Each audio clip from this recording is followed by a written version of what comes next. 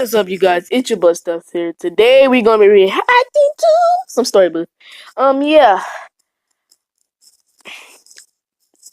not to flex, but I finally got them. The AirPods. But I was gonna say this for another video. I was thinking about doing some scientific experiments for this, so yeah, just going back to just some storybooth. Last video got had like what 555 views, so just gonna get to this video. Let me just cut it up. Prom day, I was freaking out and my makeup was a mess. I had to redo it. I was having a full-fledged panic attack. Oh, my date she's getting married. Yep, he was my boyfriend of almost 2 years. He came to my house with his parents and they were all taking pictures of us. We borrow my dad's 67 Camaro. It's very fancy. And we get to prom and everything's fine. I'm greeted by my friends. I'm being introduced to my friends' dates. We're all getting ready to sit at the table together. And then I see my boyfriend's phone vibrate and I look down and I pick it up and he receives a text from not one, but two of his ex-girlfriends. And I just look at him like, what is this about? And he just shrugs and he's like, oh, like, they just are texting me, Amanda just asked me a question about her car. And Helen, she just was trying to get back in contact with me. I haven't even really said much to her. I just don't really care. I knew that this wasn't the truth deep down. I got a really bad feeling in my stomach. But because this wasn't just my prom, it was my friend's prom too, I didn't. So I just pretended like nothing had happened. And we had a good time. We danced, even though he was not much of a dancer at all. I remember going home with him and we were getting ready for the dry grad afterwards. So we arrived and I notice again he's on his phone and I don't say anything. I just sat. Once he presses his home button, there's an app that looks a little bit familiar and I look closer and it's a dating app. I ask him, what is this? And he's like, oh, it's nothing, nothing, nothing. And he's starting to get super defensive and he's trying to rip the phone from my hand. But at this point, I'm getting a little bit irritated. So I open the app and all these girls are messaging him. Was just so upset. I was asking him, why would you do this? Is it just out of curiosity? And he was like, yeah. It's just out of curiosity. Nothing's happened. Like, you've seen the texts. Like, all these... What does curiosity mean? Comment down below and tell me what curiosity means. I haven't messaged any of these girls back. Like, I would never cheat on you.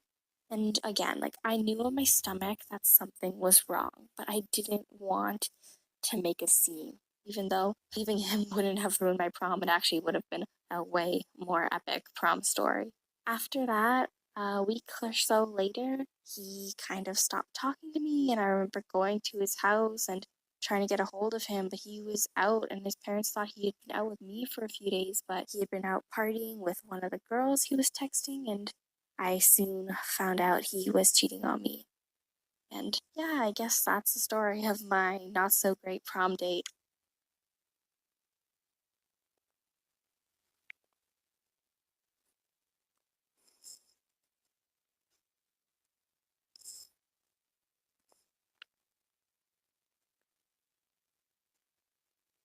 Guess next. Alright, guys, this is the kind of like where they get bullied. So I don't know, but let's get to the video, man. Sorry.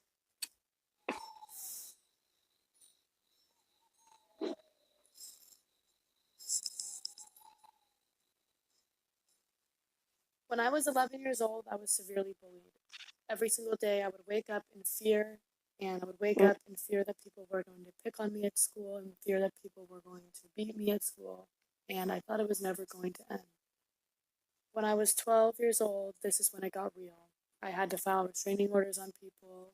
I had to file lawsuits against people because, at the end of the day, your feelings are the things that matter. It eventually escalated to the highest extent to where I would trap myself in my room 12 hours a day, not eat, not drink, not talk to any of my family members, and just sit in my own sorrow feeling. This eventually escalated to the point where I was self-harming. I was not taking care of myself. I was very self-conscious. I didn't want anyone to see me. I didn't want anyone to talk to me or even look at me. I was very, very, very intimidated by everyone. I locked myself in my room and started making YouTube videos. I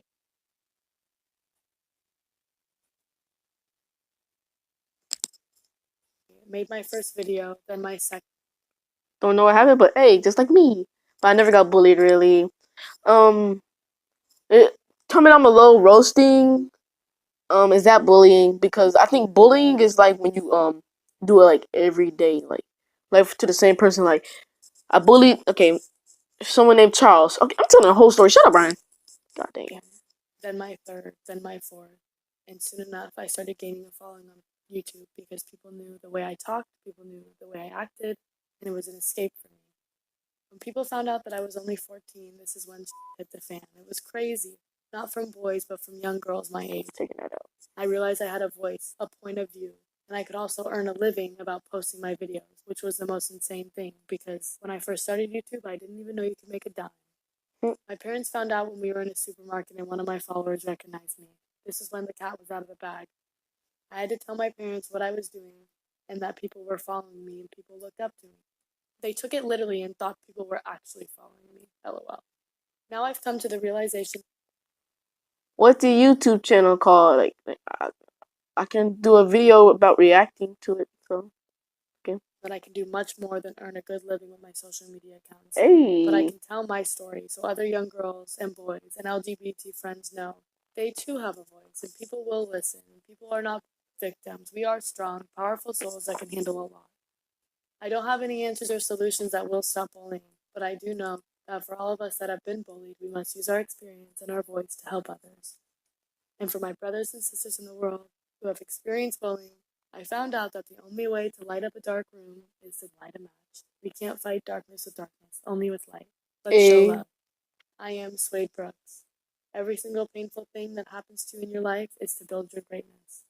Before I go, I wanted to give you some statistics on bullying and suicide, which are very alarming, and I thought they would be good to just kind of add in here. Suicide is the third leading cause of death among young people, resulting in about 4,400 deaths per year. Over 14% of high school students have considered suicide, and almost 7% have actually attempted it. Bullying victims are between 2 to 9 times more likely to consider suicide than non-victims.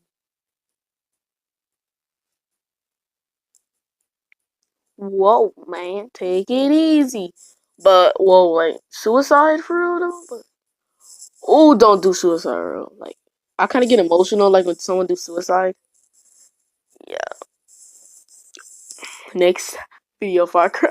All right, guys, this one's really sad. Oh, ooh, excuse me. When I was 14, I was diagnosed with a rare eye disease called retinitis pigmentosa, which causes blindness. Losing my vision at 14 was so scary as I was already going through lots with preparing for GCSEs and just overall stress of the awful school I was in. Why? Darkness literally caved in around me, taking my peripheral vision first before closing in and taking the remainder of my vision, leaving me with only light and shadow perception. This caused me to spiral into depression. I guess a lot of people didn't know how to react, so they weren't nice to me, which added to my mental health issues. I had to go to therapy at least once a week. Both of my moms wanted to move me to a school for blind kids, but that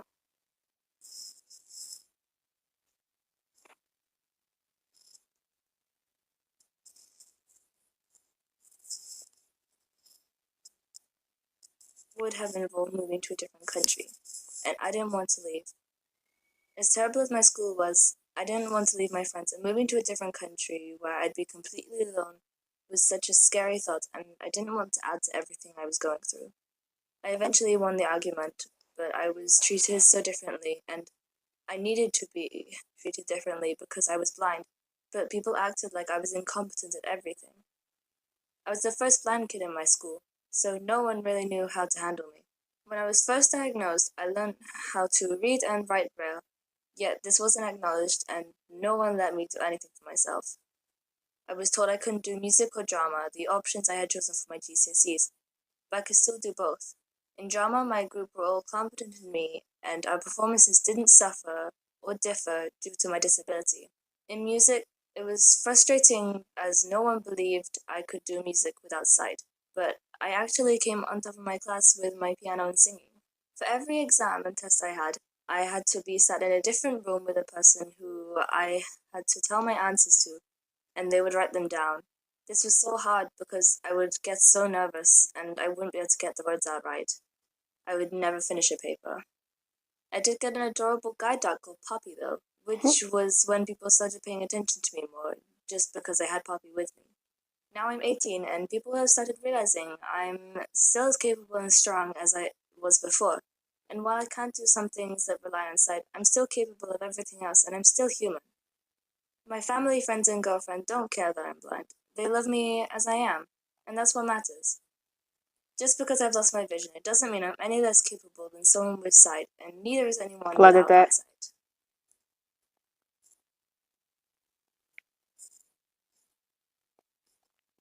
But why bully somebody who's blind? That's so stupid. Like, what if you was blind and you got bullied, bro?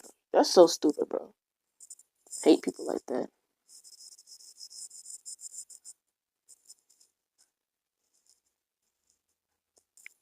Alright, this one is called Hanging Out with the Wrong Kids. So let's just go and get to the video. Once again, just skip. I was trying really hard to fit in and be cool. I remember I had a group of friends that I'd always get into trouble with. We were always up to no good. Back in London, where I was born and raised, you can get your driving license by 17. But me and these two other guys decided to steal his mum's car for a joyride. Our parents were all at a wedding together, so we had the perfect window. One of my friends stole the spare set of keys from his mum's purse, and all three of us got into the car and he started driving. I was so anxious and nervous, but I wanted to seem confident and calm because I wanted to impress my friends. I wanted to tell us to stop and get out, but I joined in with the adrenaline and excitement that came over us three. We were playing loud music. I think it was Still Dre featuring Snoop Dogg. We turned the windows down, were nodding our heads to the beat and thinking we were so cool. We were driving pretty fast, and then faster and faster and faster. And then we saw a guy we knew walking down the street. My friend who was driving always bullied him. And so he started shouting out mean things to him, turning back through his window to do so. Literally within seconds, he lost control of the car and we went straight into another car. It was a miracle because none of us were hurt. The car was completely destroyed. A couple of moments later, we saw our parents coming out of this event hall. We had crashed the car right outside of the wedding our parents were attending. Not only that, out came the owner of the car we had crashed into, which was parked outside his house. There was a huge crowd gathering. Our parents were speaking to the owner of the other car, trying to explain the situation and figure it out. Our family members and friends were shaking their heads at us, looking at us really disappointed. I felt so stupid and like an idiot. I learned three really important lessons from that experience. The first one is our actions affect other people. We often feel that our actions only affect us, but the truth is, it affects a lot more people. We were so fortunate that no one was in the car we crashed into. We were so fortunate that there wasn't a child crossing the street, but we still hurt our parents. We hurt the person who had the damaged car. The second lesson I learned is that we become an average of the 5 people we spend most time with. At that time, I chose to surround myself by people I thought were cool and troublemakers. Even when I felt uncomfortable or nervous or anxious, I would hide that because I felt it made me weak or soft. Your intuition and your gut is always trying to guide you. If you have a voice in your head telling you something is not good or right, listen to it more. I found out afterwards that those friends actually blamed what had happened on me. This was a clear sign I was around the wrong people. And lesson number 3. The things we think are fun, exciting, and dangerous in our teens are rarely the things we look back on as being proud of. We can use our positive energy when we're young for so much good in the world, to make such a difference through our skills, talents, and hobbies. Don't waste your potential trying to impress people. Stand out by being yourself. Don't try to fit in by giving up who you truly are and can be.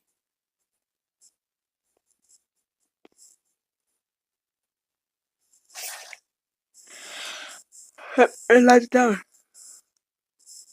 Whew. Guess next. Yeah, Lebo, Kyle, and Lebo. Hey Julie, how'd you get that wet? Something for my neck. Hey Julie, how'd you get that drip? Something for my wrist. Hey Julie, oh hey Julie. Yeah, hey Julie, heard you got that drip. Yes, something for my wrist. Oh, guys, I'm so sorry, but I had no space, so I had to end it there. And yeah, I hope you enjoy. Slice the like button, just like what the ending says. And bye, guys. Whee!